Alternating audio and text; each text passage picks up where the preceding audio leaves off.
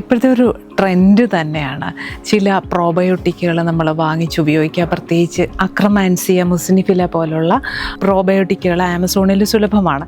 അപ്പോൾ ഇത്തരം ആരെല്ലാം ഉപയോഗിക്കണം എന്നുള്ളത് ഭയങ്കര ഇമ്പോർട്ടൻ്റ് ആണ്. ഇപ്പോൾ ഈയിടെ ക്ലിനിക്കിൽ വന്ന ഒരു കേസിൽ PCOS കാരണം ഒബീസിറ്റി ഉണ്ടായിരുന്ന ഒരു കേസിൽ ഈ അക്രമാൻസിയ മുസിനിഫില എന്ന് പറയുന്ന പ്രോബയോട്ടിക് വാങ്ങിച്ച് കഴിക്കേണ്ടായി. ശരിയാണ്, ഇത് ഗട്ട് ലൈനിങ്ങിൻ്റെ ഏറ്റവും പ്രധാനപ്പെട്ട ഒരു ബയോം തന്നെയാണ്. അതിന് നമ്മളുടെ മെറ്റബോളിസത്തെ കൂടുതലൂടെ ചീർഫുള്ളാക്കാനും അതുപോലെ ഫാറ്റ് ലോസ് ഉണ്ടാക്കാനും ഒക്കെയുള്ള കഴിവുണ്ട്. പക്ഷേ അത് എല്ലാവരും എല്ലാ ബോഡി ബിൽറ്റപ്പിലും കഴിക്കേണ്ടതല്ല.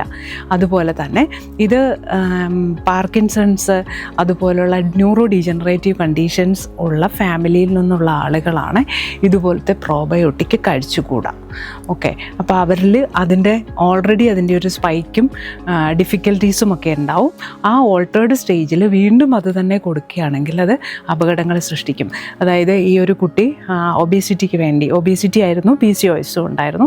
അപ്പോൾ അവിടെയാണ് ഈ അക്രമാൻസിയ മുസിനിഫിലിയ എന്ന് പറയുന്ന ഈ ഒരു പ്രോബയോട്ടിക് വാങ്ങിച്ച് കഴിക്കുകയും അതിന് കൂടുതൽ ഗട്ടിൽ പ്രശ്നങ്ങൾ ഉണ്ടാകുക. ശരിക്കും പറഞ്ഞാൽ അത് ഗട്ടിനെ ഹെൽപ്പ് ചെയ്യേണ്ടതാണ്. ആ കുട്ടിയുടെ ആ ഒരു ജനറ്റിക്കൽ ഇംബാലൻസ് തന്നെ അവിടെ ഉണ്ടായിരുന്നു. അവിടെ ഇപ്പോൾ അത് കഴിച്ചപ്പം വീണ്ടും അത് ഓവർലോഡഡായി ഗട്ട് ബയോംസിൽ ചലഞ്ചസ് ഉണ്ടാക്കുകയും ഗട്ട് ലൈനിങ്ങിൽ പ്രശ്നങ്ങളുണ്ടായി IBS ട്രിഗർ ആവുകയും അൺകൺട്രോളബിളായി പോവുകയും ചെയ്തു.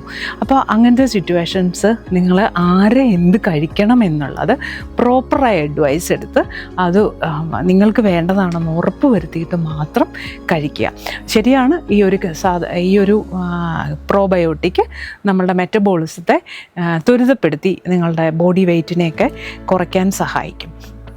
പക്ഷേ എപ്പോൾ എന്ത് കഴിക്കണം? One man's food is another man's poison.